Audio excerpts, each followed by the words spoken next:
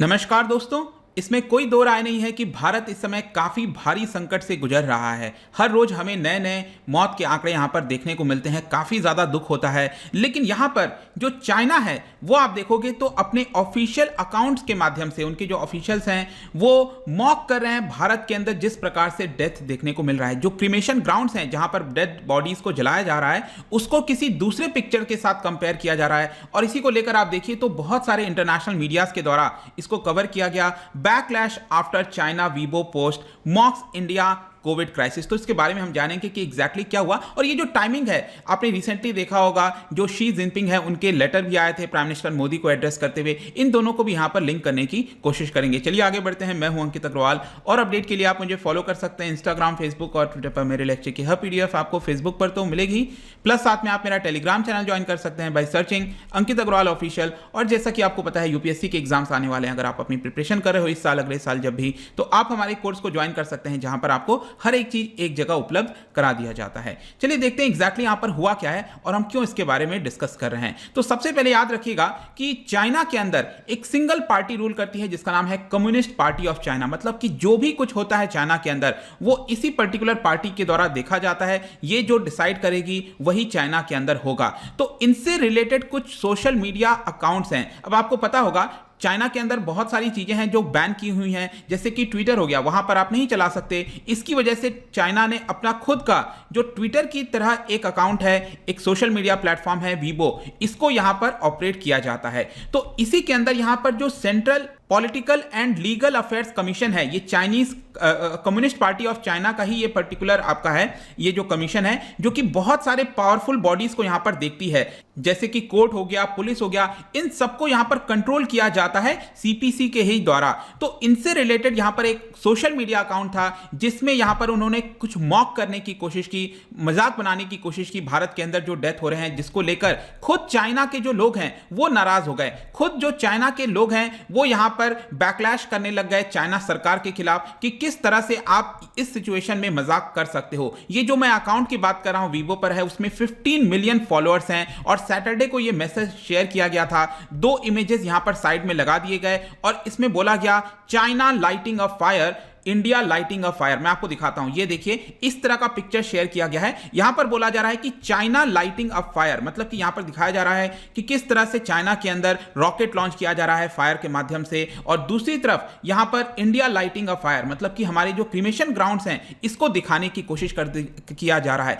इससे बुरा picture I don't think कि कोई भी कंपेयर कर सकता है। चाइना हो, कोई कितना भी बड़ा दुश्मन ही क्यों ना हो, वो इस तरह की सिचुएशन में क्या ये अप्रोप्रिएट था चाइना के द्वारा इसको करना, ये अपने आप में बड़ा क्वेश्चन उठता है। और इसी को लेकर अचानक से बहुत सारे आउटरेज वहां पर देखने को मिलते हैं।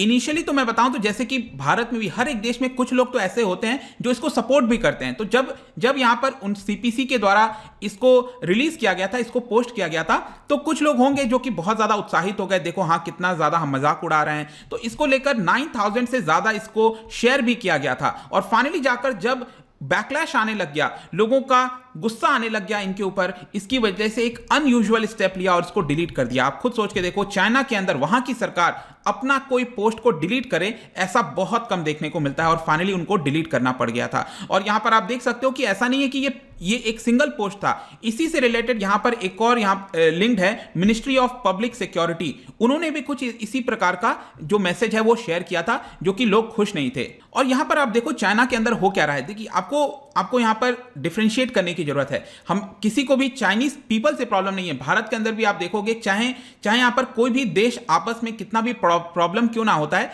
जो लोग होते हैं ना वो आपस में काफी ज्यादा घनिष्ठता रखते हैं। रिसेंटली आपने देखा होगा पाकिस्तान के द्वारा मदद के लिए बोला जा रहा था, जो भी है मदद कर पाए नहीं कर पाए एक अलग चीज है, लेकिन स्टिल जो पीपल टू पीपल टॉक है वो काफी ज्यादा जरूरी होता है। ह्यूमैनिटी सबसे पहले आता है। और यहां पर आप देखोगे चाइना के अंदर जो कुछ सोशल ऑर्गेनाइजेशन है, जिसमें बुद्धिस्ट ऑर्गेनाइजेशन भी शामिल हैं, वो यहां पर कोशिश कर रहे हैं फंड रेज करने की, ताकि भारत के अंदर किसी प्रकार से मदद पहुंचाई जा सके। और जब ये पोस्ट ये सारे किए गए थे चाइना के द्वारा, तो वहां के लोगों का रिस्पांस देखिए आप क्या आया। यहां पर एक ब्लॉगर हैं, उन्होंने लिखा I apologise to Indian people on my own behalf. ये जो पर्टिकुलर पोस्ट किया गया है कम्युनिस्ट पार्टी ऑफ चाइना के द्वारा, दिस डजंट रिप्रेजेंट मी, उन्होंने ऐसा बोला है। We live on the same planet, we feel your suffering. तो लोगों में इतना आपको वो नहीं मिलेगा, कुछ लोग होंगे डेफिनेटली, भारत में भी होंगे, हर देश में आपको ऐसे लोग देखने को मिलेंगे जो इस तरह की चीजें सपोर्ट करते हैं, लेकिन लार्जली अगर आप देखिए तो अल्टीमेटली जो ह्यूमैनिटी है वही यहां पर सामने निकल कर आता है। इसके अलावा एक और पोस्ट आप देखिए,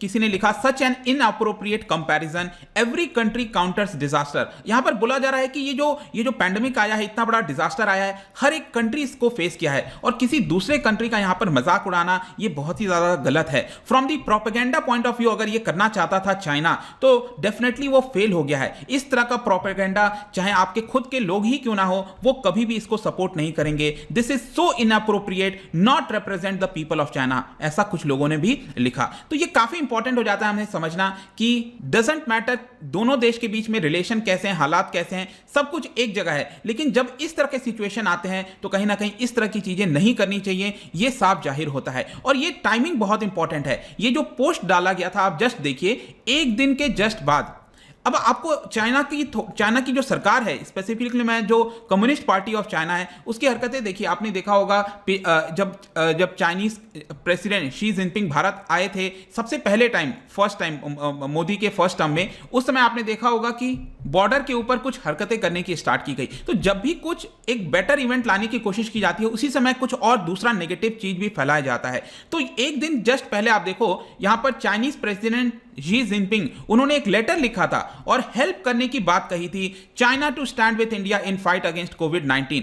आप देख सकते हो ये 30 अप्रैल का ये लेटर है और यहां पर वो कह रहे हैं, honourable prime minister, I am very concern about the recent situation of covid pandemic in India on behalf of Chinese people. जो भी मदद हम करना चाहते हैं वो करेंगे। Humanity is a community with a shared future. तो इतनी अच्छी अच्छी बातें, पॉजिटिव चीजें करना और फिर आप ही के सरकार के द्वारा इस तरह का पोस्ट करना, क्या ये सही है? इसके अलावा यहां पर आप देख सकते हो कि जो इस समय भारत है इसको ऑक्सीजन, कंसंट्रेटर, कई प्रकार की चीजों की आवश्यकता है और यहां पर इसको मंगाया भी जा रहा है। इसको बताया गया कि अभी तक 800 ऑक्सीजन कंसंट्रेटर हो गए, हांगकांग से आ चुका है। अभी बाकी के 5000 वेंटिलेटर, 21,000 ऑक्सीजन जनरेटर, ये सारी चीजें मंगाई जा रही हैं। ध्यान रखिएगा, ये एड के तौर पर नहीं, ये अभी कमर्शियल बेसिस पर हम ले रहे हैं। जो भी हमारे देश के अंदर बिजनेसेस हैं वो ऑर्डर करते हैं चाइना से, तो रिक्वेस्ट किया गया है कि जो भी ऑर्डर किया जा रहा है आप उसको जल्द से जल्द भेजो, तो वो उस प्रकार से भेजा जा रहा है। तो आई होप कि इस वीडियो के अंदर आपको समझ में आ गया होगा चल क्या रहा है, यहां पर क्या न्यूज आई थी, और इस तरह की जो हरकतें हैं डेफिनेटली कोई भी पसंद नहीं करेगा। और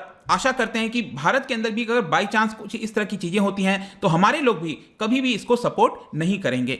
तो जाने से पहले मैं आपके लिए क्वेश्चन लेकर आया हूं।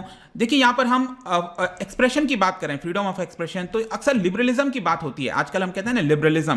तो करंट पॉलिटिकल थियरी के हिसाब से अगर हम देखें तो लिबरलिज्म का अर्थ क्या है, आपके एग्जाम में डेफिनेटली पूछा जा सकता है और जो ऑप्शंस हैं वो बहुत ज्यादा क्लोज आपको दिखेंगे। तो इस तरह के क्वेश्चंस करना बहुत मुश्किल हो जाता है जब तक आपको एग्जैक्ट चीजें ना पता हो। तो liberalism in the context of present political theory, आज के बेसिस में लिबरलिज्म का क्या अर्थ बताया जाता है, ये आपको आंसर बताना है। इसका जो सही उत्तर है आपको पता ही है, मेरे इंस्टा पे तो आपको मिलेगा ही। अगर आप वहां पर नहीं हो कोई बात नहीं, टेलीग्राम से ले सकते हैं। मैं कई सारे एमसीक्यूज यहां पर डालता रहता हूं, स्टोरीज में आप जाकर प्ले कर सकते हो। अगर आप मुझसे इकोनॉमी पढ़ना चाहते हैं, कोई भी कोर्स परचेज करना चाहते हैं, स्टडी IQ ऐप पर जा सकते हैं। आई होप की वीडियो आपको पसंद आया होगा। मिलता हूं आपसे next time. Till then, thank you very much, see you soon.